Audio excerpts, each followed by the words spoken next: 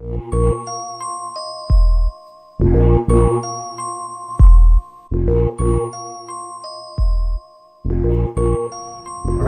we're back with episode 3 of the Movie Manual. I'm Viet, joined by Bryan. We're here to break down You've Got Mail. You've Got Mail. Man, lots to unpack here. It was it took a turn for us. I thought it was just going to be like very vanilla, like okay, we get it, good, all right. No, I think we're on to something a little bit more subversive here. I think this was actually it ended up being a lot more fun, very quietly dark for us. All right, so let's start off. Let's hook the people up with a synopsis, Bryan. So, small shop owner going against a big-time Barnes & Noble type bookstore, new on the block, and it's a kind of a social commentary at the time about what's going on in New York City, where what makes New York City charming are these different streets and small local, shops that kind of make up this greater whole. And I think one of the lines that stuck out to me was when she talks about it being unrecognizable, coming up from the subway, seeing all these big box stores and being unrecognizable. So you've got small versus, big, which is like, it's not as simple as like this, like, capitalism bad, but like basically shop small, like relationships matter. These things are important as opposed to cutting the dollar out. We're seeing it again now with Amazon. But anyway, back to the movie. So it opens with them actually already in a relationship. Online, talking back and forth, which I, didn't remember that. But they are in the middle of it, sort of weirdly. Their spouses are like not their significant others. They're kind of sneaking around and doing it. So it was kind of even known then that it wasn't a good thing to be like carrying on this emotional relationship with someone else. They just kind of dig into their lives. There is a couple chance meetings where they don't know who each other is, and I think he does know who she is. He walks into her shop on a day he's spending with some family, but wants to keep it to himself that he doesn't want to reveal who he is because he knows immediately she wouldn't like him. And he's kind of taken by her a little bit. I think he likes her and he thinks she's nice, but doesn't want to ruin her day or her experience. Right. Then they kind of why am I blanking? They're carrying on this relationship online, obviously. So he has this contentious relationship with this person in real life, but he's also got this person online who they're both building up and becoming like really enamored with and enchanted with, and that kind of continues. And they agree to meet. He kind of like takes the next step and decides I want to meet, and she isn't really sure about that. And then some amount of time passes. Don't really get too specific about that in the movie, but time passes, and eventually they do agree to meet. And he shows up with his friend Dave Chapelle, actually. Dave Chapelle. Played by Dave Chapelle. And they find out it's the small shop owner that he's been falling in love with, which I guess, like, looking back, we kind of knew that was the that was the big, turn or whatever. And he doesn't know how to play it. So originally he's going to just, like, run away, like, stand her up, but basically can't do that. Goes back into the shop, or where she's waiting for him, basically, and he strikes up a conversation with her. She's obviously very upset with him because by now she knows that he's of the big box store that's coming to close her down. So they already have a contentious relationship by that point. And she just wants him out of there, and he kind of doesn't know how to play it. So he just kind of sits around. They get into a big fight, and then there's tension with them the rest of the movie, and they kind of like can't help but running into each other because his shop is there and hers is around the corner. It's the name of the shop. So their daily lives are kind of like bumping them into each other, which had been before that like near misses, to kind of show like, hey, they already, even though they're online and it's kind of like out in the world, like it is somebody you could know, basically, I think. So what happens there? So after their first meeting, he kind of trolls her. He sits down. She asks him to leave. So then he sits like in a table, like right behind her, like really close. You're right. After that they have a bunch of they kind of bump into each other a few times. They had this, what was the store? Zabar's, or I don't know how to say it. It's a pretty famous grocery store, but like she's Zanzibar. No, it's Zabar. Zabar's. And she kind of like ducks around, and it ends up they both end up breaking up with their significant other. She has the world's most amicable breakup with her boyfriend. They're both like, oh my gosh, we're like soulmates basically. We're so perfect for each other. I know. Okay, well, I mean, I wish you all the best. Yeah, you too. What? See you later. Later days. Okay. And then he breaks up. He breaks up with his as well. Yeah, after getting stuck in an elevator, she kind of goes berserk, and I think he kind of realizes that she starts showing a little bit more of her true colors, and he's kind of realizing that, like, well, there's not really much else. She's just kind of always. I think he's finally faced with it, because I think he's kind of like, they show her not to be a attractive character at all at any point in the movie. Yeah. I think he's just forced to face it. He's like stuck in a box with her, right. And he gets to see it because normally he has so many other things to worry about. He's running this company. He's like falling in love online. He's got this like new person in his life, and he just kind of hasn't been dealing with her. And that's the way she even shows up in the movie. He's just kind of like around. Right, and then she takes like this sleeping medication. So like even when they would like talk to each other in bed, she just like passed out, and so then he would go onto his laptop and start. So he was definitely feeling emotionally available, I guess, or like she was making herself emotionally unavailable. Right. So then he goes and lives on a boat because even when things get rough for rich white people, it's never really that bad. So he goes and lives on a boat with his dog. A nice boat, just this side of yacht. And then his dad also breaks up with his fiance. Yeah. And then has to sleep. Also live on the boat. On a boat like adjacent to his. Happens to be a bigger yacht. So he's on so Tom Hanks' character's on the Fox 3. His dad's on the Fox 2. We never get to see a shot of the Fox 1, which must have been just ginormous, right? Jerry Jones money. That Jerry Jones yacht. So yeah, that essentially sums up. So Act 1 was sort of setting up the character, setting up the dynamic of the small shop versus like the big corporate shop, and then the second act was kind of like the showdown. She takes the fight to him, kind of like. And nothing changes. Tries to rally the community, like, hey, save the small shops, like, come support us, and stuff like that. But, like, you know... To no avail. Yeah, people want their cheap books and lattes, as Tom Hanks' character. In Act 3, that's where we depart. It turned cable guy. It did turn cable guy. So it's supposed to be the repair, right? They're gonna patch things up, they get together, it's a rom-com from the 90s. Yeah. All's well that ends well. Except here's the thing. He's known since he saw her in Act 2 when they meant to meet up. He actually showed up. He knows who she is. He knows that he put her out of business, and he knows that they've been having this correspondence for however long, longer than before we were introduced to them in the movie. She doesn't know this.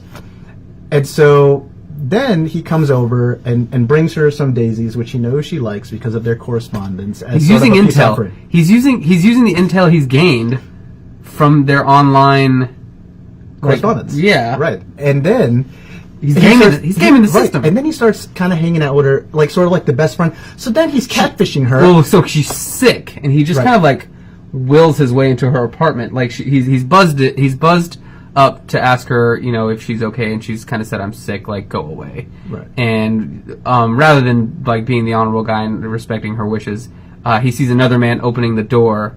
And just kind of follows in behind him because it's a typical New York, you know, like walk up.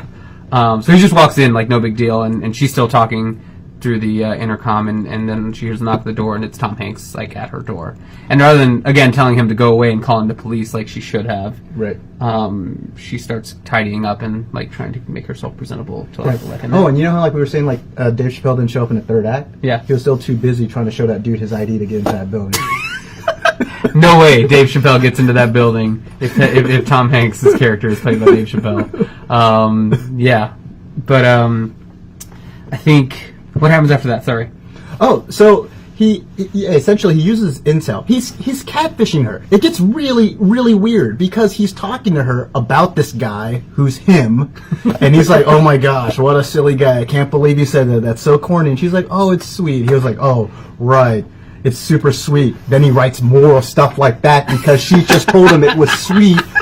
He's catfishing her, and he's the shoulder to cry on. So like he gets to say this stuff to her, and if it works, and he's like the friend right there in real life, for her to be like, "Oh, I really didn't like that he said that." But then also he gets the win. That's a true win-win. It was weird, and so then it started getting to where we were like, how does this wrap up because now it's getting really creepy. I thought like the scene now, if this is anything like real life, has to be her going, wait, it was you the entire time? Get out of here! How could you do this? Get out of here! You creep credits.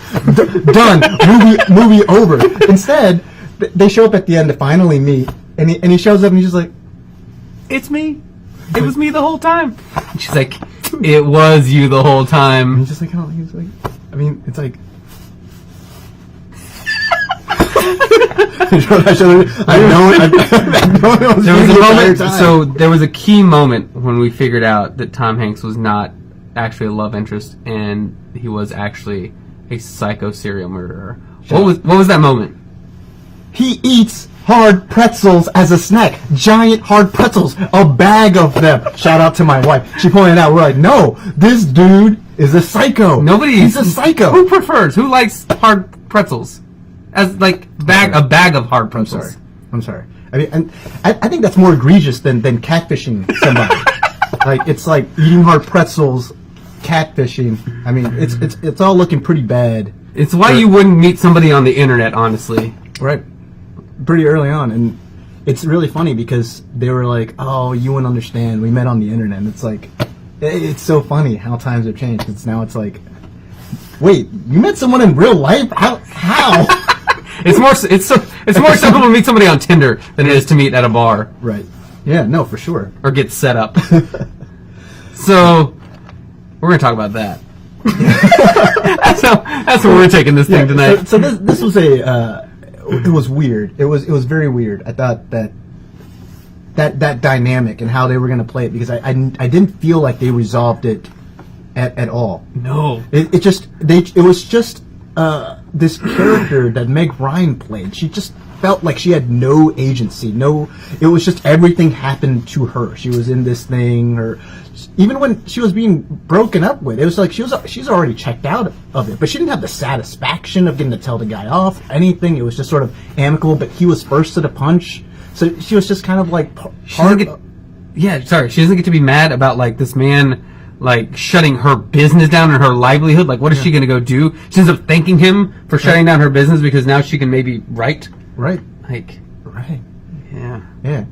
So this is actually something that I brought up in the intro that was lost, but I was saying that I saw something. It was online that said that You Got Mail was a little 1984-ish. Okay. And it was a little bit of a statement on fascism. And the fact that... Orwellian? Yeah. And the fact that it was creepy at the end is... they're not saying the movie makers did it intentionally. I don't think they did. I think they actually thought that was a cute way to end it. Oh my gosh, it was the guy that put me out of business and has been my friend for like the past few months. That's the other thing about this movie was this relationship was developed over a long period of time. We saw passings of seasons. I think I saw like... doing some quick research, but they tried to do a good job of showing the passage of time in the background. So there was a character that actually got pregnant, and then and then like, by the end of it, someone was giving her a cake that said it's a girl. Oh man! So, like, and all of this was happening in the background. So a lot of time passed, which just makes it even creepier because that means that this guy would go talk to her, go back and like write this stuff after having a conversation and so the guy that was comparing the movie to 1984 was saying that that's kind of what 1984, what Big Brother is like, right? It's not enough that like it beats you down, like it wins. Right? Yeah. The big business, Fox Books wins. Put it out of business. It wasn't enough for that to happen. They also had to manipulate you, and at the end, you had to thank Big Brother. You had to be like, thanks for giving me the opportunity to write. I do have a lot of free time now that I'm unemployed. What a favor! #learn to code. What a favor! and that was kind of thing. They in 1984 they tortured the guy. The state tortured him until the end. He was brainwashed and going like, oh, I love this state. Yeah, I love the state. I love Big Brother. So yeah, and now having watched it, it's oddly I could see some of those points playing out. It was very, gosh, I just don't. What an odd movie. Margaret coming up clutch. The only way to truly end this movie on a happy note is him like reopening her store or like as a branch of Fox. Right. And like, but she's just like a children's. She's like, you're happy you have a man now. Yeah. You had a career and a business of your own, and we're totally fulfilled. We stripped you of that, and not to mention that like this was a female-owned business. It was her mom. It was a big point that her mom owned this business. She looked up to her. It was her idol. Apparently, a pillar of the community. Yeah, famous. It was a famous bookstore. Right. Yeah. You got a man now. Yeah. Who might want to kill you. Congratulations. So, couple notes looking down. So, shout out to anybody that has the handle shopgirl or NY152. Yeah, there's 0% chance you're getting the handle shopgirl. I feel like we should follow them and ask them to watch this movie. So we watched the trailer. If you saw the review, yeah, the review episode. We watched the trailer, and I think the trailer also showed that there, like you said when you were doing the synopsis, a lot of near misses. Mm-hmm. Not since Game 7 of the Western Conference Finals have I seen so many near misses. that was a Houston Rockets joke. It was not good. It was not good. 27 straight misses. It was bad.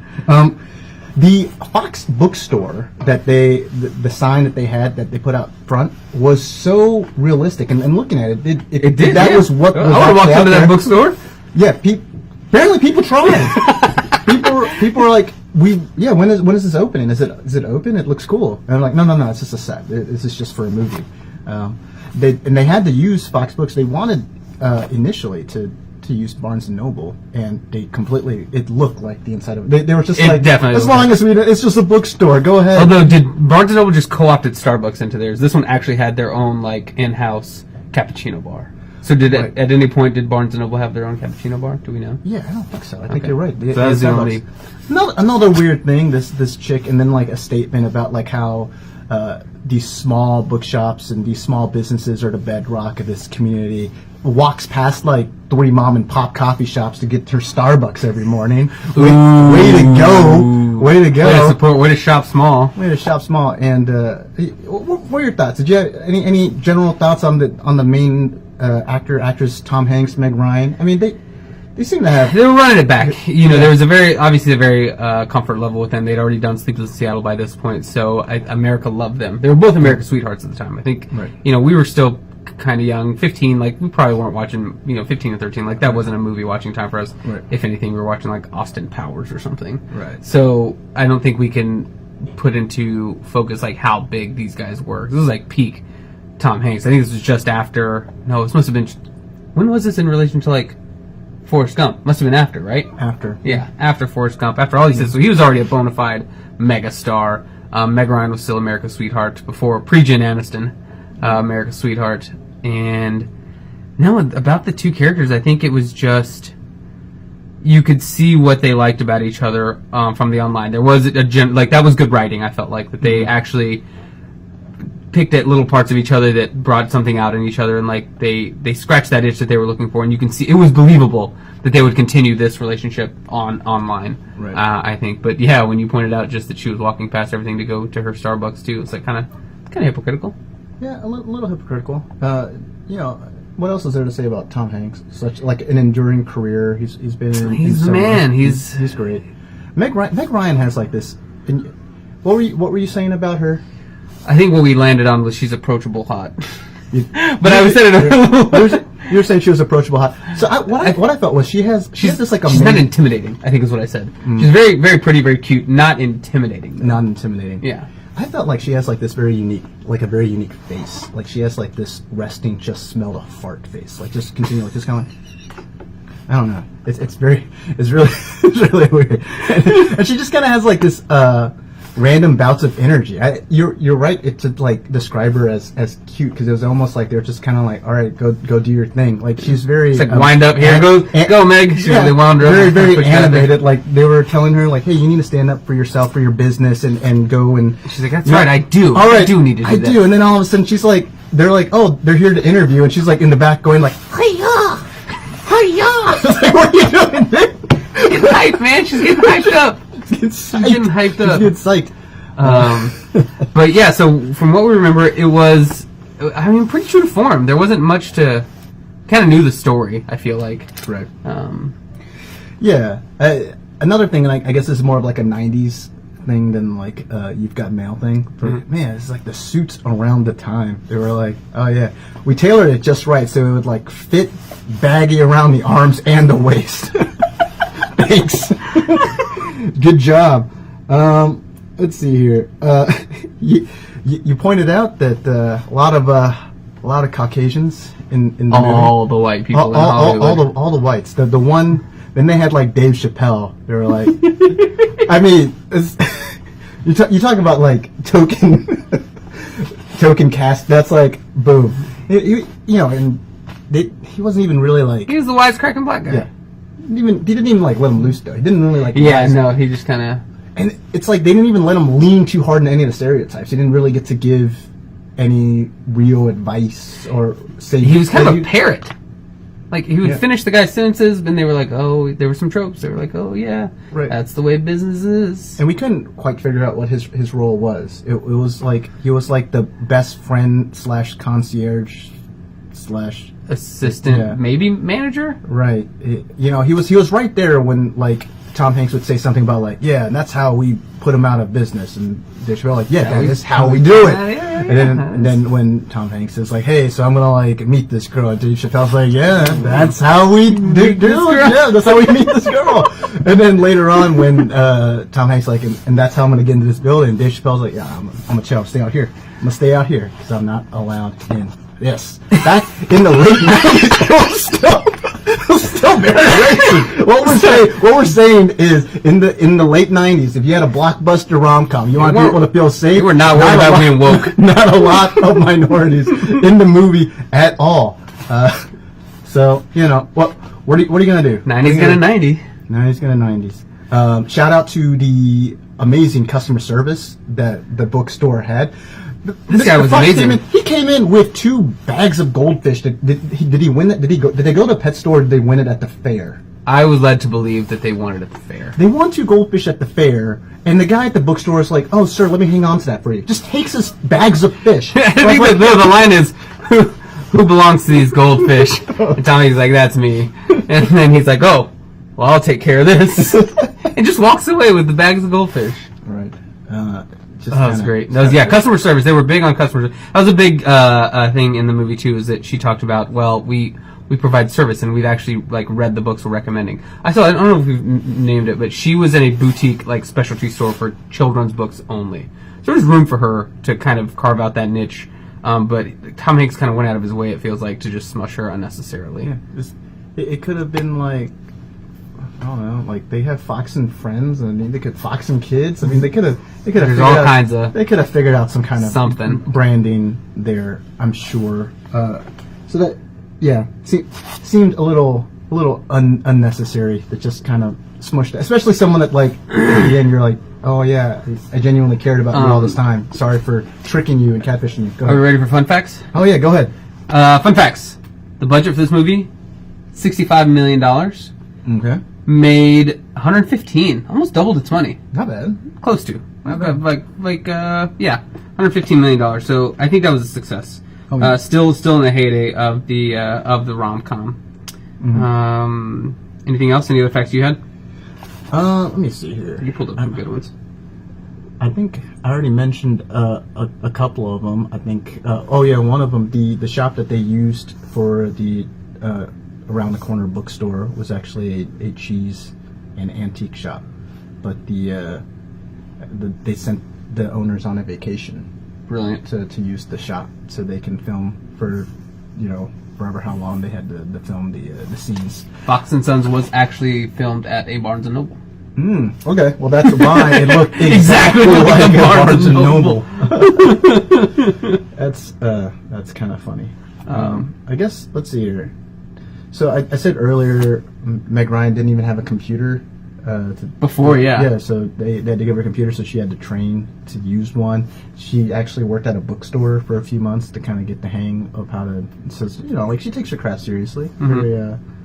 Very. Other people in this movie: Greg Kinnear, Dave Chapelle, Parker Posey, which we learned sister to Mary Louise Parker. Yeah.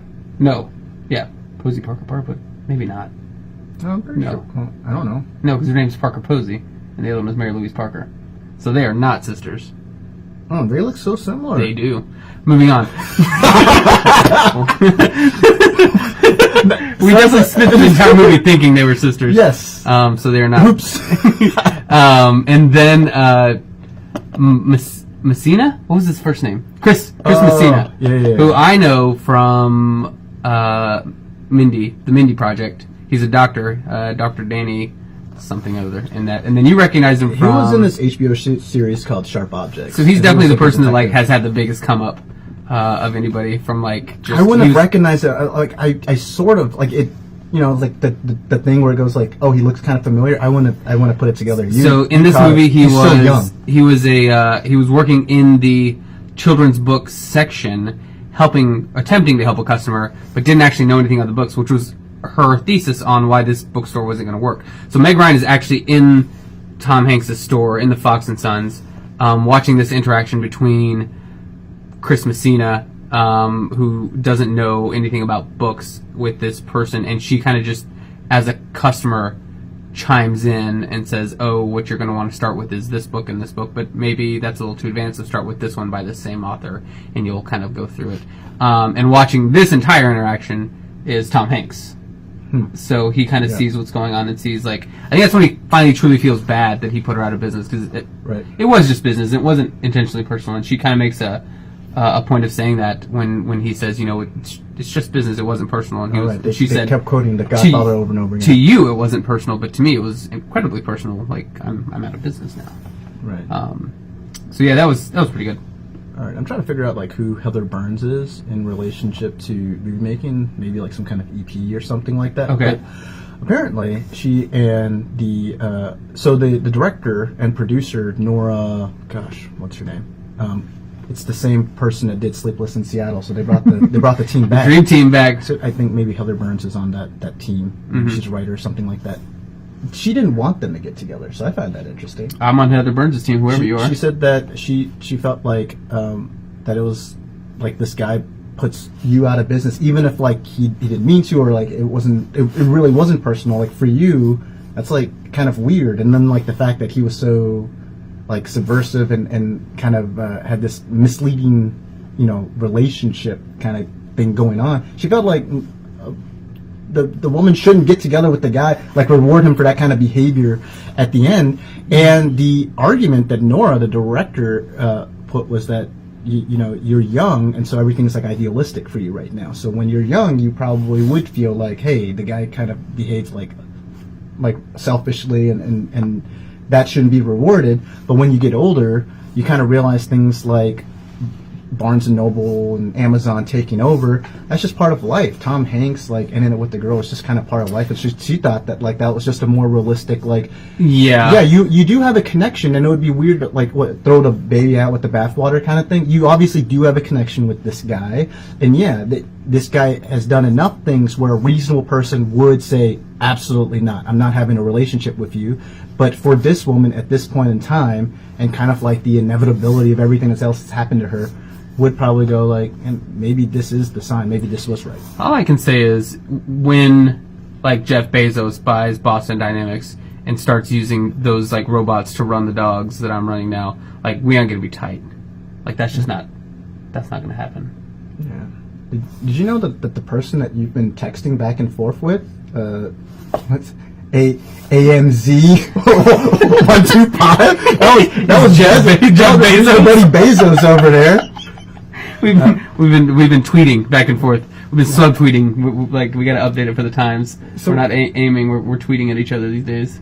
Another thing that I found interesting. We actually brought this up in one of our podcasts before. The dynamic between small businesses and these big box stores, and how there is a trend now, and what's in vogue are these small boutique shops that particularly specialize in something, like not necessarily like a small bookstore, but a bookstore that specializes in kid stuff. And I brought up the example. We have this really cute toy store over in Cleveland Park here in DC called All Things Wonderful, Big and Small, something like that. It's a very whimsical long name, and it sells like all of these high-end, I think they sell like Legos and normal toys too, but like maybe some high-end educational style toys and stuff like that. It's been a business forever, and I feel like a lot of millennials, when they go into business, it has to be like something really particular. Like they would have like, it's books, but only by like authors whose last name rhyme with carrot, or I don't know, like something. But even like Etsy shops, that's what you do. You do your thing, and you max it out, and that's what people kind of want to support because they're looking for that thing. And even the big box stores are getting, like, now we're at the point where big box stores are getting going out of business. Yeah, like the exactly. Barnes and Noble in Bethesda. Amazon bookstore opened up in Bethesda, and Barnes and Noble had to shut down. Right. I mean, they're coming for you, man. And Amazon being sort of the virtual big box store right. Of right now, and we'll see.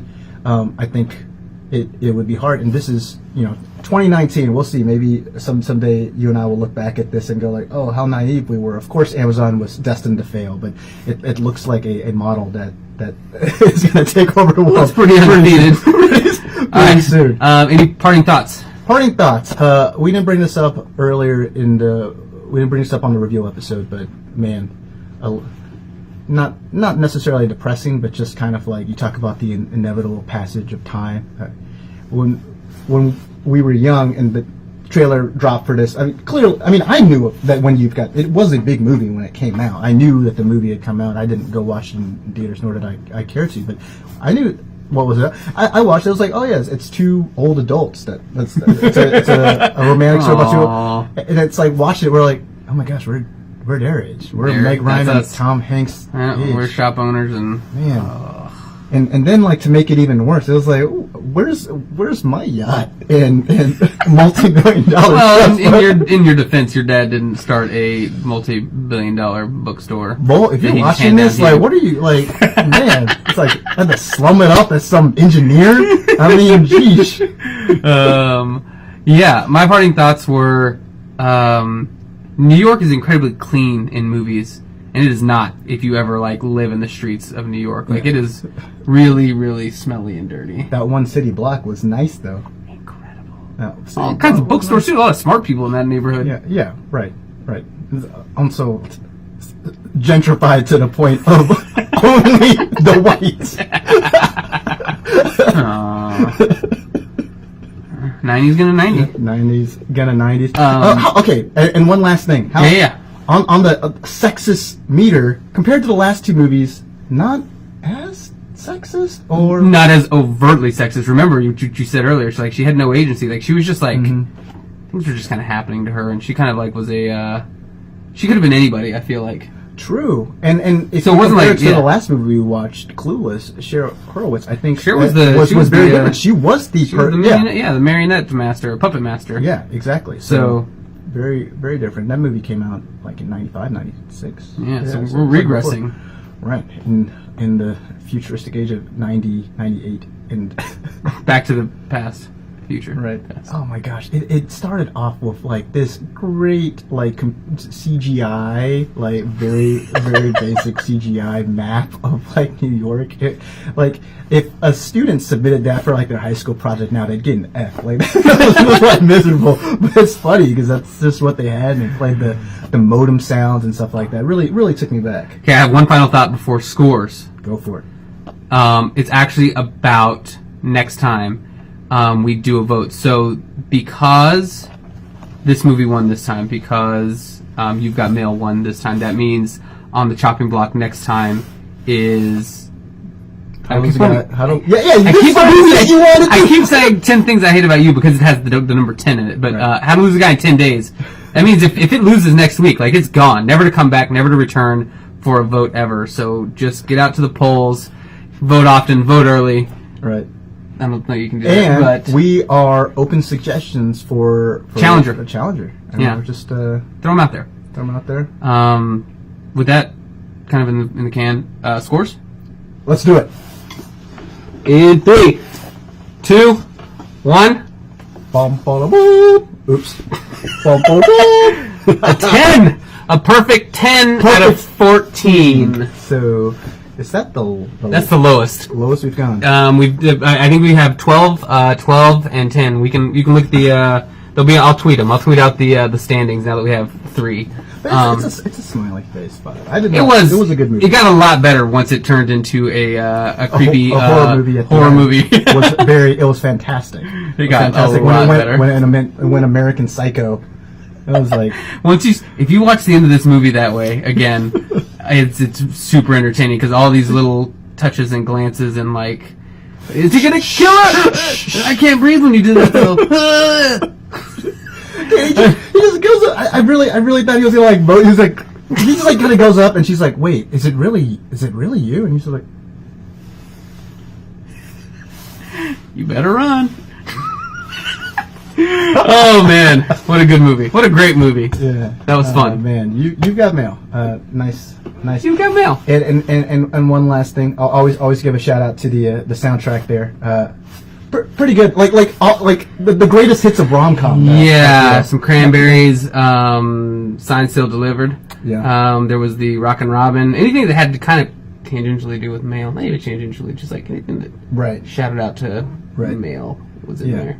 And like a lot of things that were it was kind of like someone would say a line that was in a song, and then the song would start. That happened a few times. So, good stuff.